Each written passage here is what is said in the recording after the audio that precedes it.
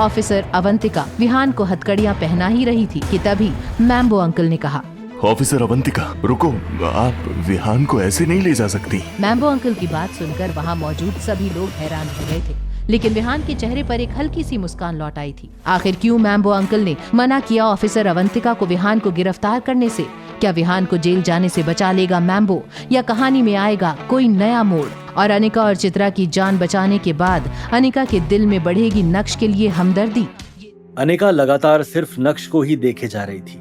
नक्श की बातें सुनकर उसकी आंखों से आंसू बहने लगे थे। नक्श जानबूझकर ऐसी बातें बोल रहा था जिससे विहान को गुस्सा आए और वो नक्श से इस तरह नफरत करे कि चित्रा और अनिका को छोड़कर वो उसे हॉस्टेज बनाए। विहान ने अपने हाथ में पकड़े उस चाकू को नक्श की तरफ उठाया और बोला, तुझे हीरो बनकर ब्यूटी को बचाने का बहुत शौक है ना? तो चल, मैं आज तेरी ये तमन्ना पूरी कर देता हूं। अपने दोनों हाथ सर पे रख और धीरे धीरे आगे बढ़। तू और मैं दोनों 3 तक गिनती गिनेंगे। उसके बाद मैं तेरे पास आऊंगा और अनिका और मम्मी जी यहां से बाहर जाएंगे, ठीक है? लेकिन ध्यान रहे, अगर तूने कोई होशियारी की तो मैं तुझे जान से मार दूंगा। विहान नक्श की बात मानने के लिए तैयार हो गया था। नक्श ने 3 तक गिनती गिनना शुरू किया। जैसे ही अनिका ने पीछे मुड़कर देखा, वैसे ही विहान ने नक्श को दबोच लिया और अब चाकू की धार नक्श के गर्दन पर नाच रही थी। तुम्हें डरने की जरूरत नहीं है, तुम अब बिल्कुल सेफ हो। अनिका, यहाँ से चलो, जब तक हम इस कमरे में हैं, हम बिल्कुल भी सेफ नहीं है। चित्रा ने अनिका का हाथ पकड़ा और उसे खींचते हुए उस कमरे से बाहर ले गई। विहान के घर के बाहर पुलिस और जावेरी खानदान का तांता लगा था। जब उन्होंने अनिका और चित्रा को सही सलामत बाहर आते हुए देखा तो जावेरी खानदान के बाकी लोगों ने उन दोनों को घेर लिया था। चित्रा, अनिका, तुम दोनों ठीक तो हो? दादी, हम बिल्कुल ठीक हैं। ये तो बहुत अच्छी बात है कि तुम दोनों ठीक हो।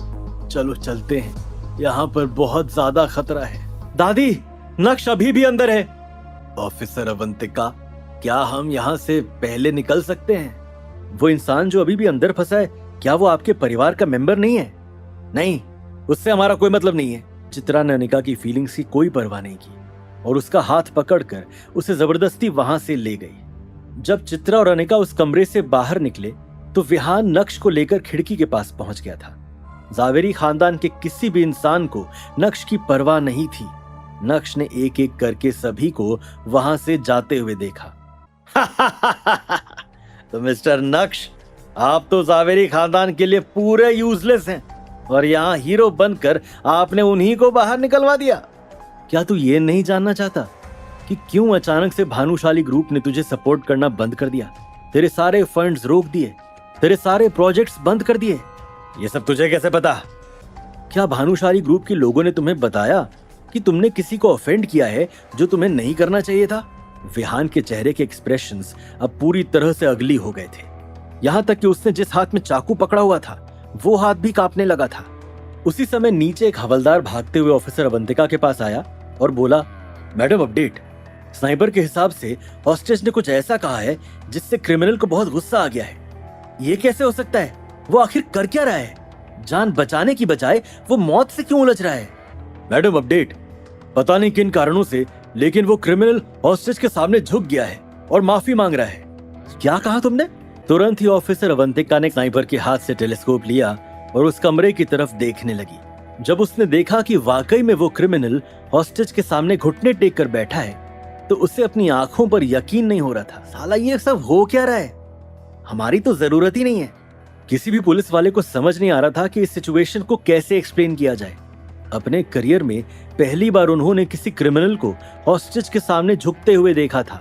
हालांकि जब नक्श ने अपना फोन बाहर निकाला और विहान को अपने बैंक अकाउंट का बैलेंस दिखाया, अचानक से विहान ने नक्श के पैर पकड़े और बोला, नक्श सर, आई एम सॉरी, मैं हाथ जोड़ता हूँ, प्लीज मुझे जाने दीजिए। विहान, अगर तुम सिंसियरली अपनी गलती मान रहे हो तो मैं तुम्हें जाने दे सकता हूँ, लेकिन तुम्हारे सामने प्रॉब्लम यह है कि तुमने रेड लाइन क्रॉस कर दी है और जो ये बाहर पुलिस वाले खड़े हैं वो अब तुम्हें नहीं छोड़ेंगे। कोई बात नहीं सर, मैं तो बस आपको किडनैप कर रहा था। मैंने कोई इतना बड़ा क्राइम नहीं किया है कि मुझे फांसी होगी या फिर उम्र कैद होगी। ठीक है, माफी मांगो और यहाँ से निकलो। जेल से आने के बाद जब तक तुम मेरी नजर के सामने नहीं आते तुम सेफ हो, लेकिन अगर मेरी नजर के सामने आ गए तो पता है ना क्या करूंगा। इससे पहले कि विहान फिर से माफी मांगता, नक्श ने एक जोरदार लात से उसका स्वागत किया और धक्का मारते हुए उसे उस कमरे से बाहर कर दिया। जैसे ही विहान कमरे से बाहर आया, पुलिस वालों ने उसे दबोच लिया। मिस्टर नक्श, आप ठीक हैं? आपको चोट तो नहीं लगी? Thank you officer Avantika concern दिखाने के लिए, लेकिन मैं एकदम ठीक हूं। नक्श ने अपना मन पहले से ही बना लिया था कि अब वो जावेरी खानदान के उस घर में कभी नहीं जाएगा। नक्श मन ही मन ये सोचते हुए आगे बढ़ ही रहा था कि तभी अचानक से 6 लग्जरी कार्स एक साथ आई और सड़क के किनारे रुक गई। कार्तिक जल्दी से कार से बाहर आया। यार, फाइनली तू मुझे मिल गया। तू ठीक तो है? चल पहले यहाँ से निकलते हैं। क्या अब नक्श की प्रेम कहानी में होगी ऑफिसर अवंतिका की एंट्री? क्या जान की बाजी लगाने वाले नक्श पर पिघलेगा अनिका का दिल? मौत के हवाले कर देने वाले जावेरी खानदान से क्या तोड़ देगा नक्श रिश्तों की सारी डोर? ये जानने के लिए देखिए अगला एपिसोड सिर्फ पॉकेट FM के YouTube चैनल पर, और इंस्टा एम्पायर के सारे एपिसोड्स को सुनने के लिए डिस्क्रिप्शन में दी गई लिंक से डाउनलोड कीजिए पॉकेट FM ऐप।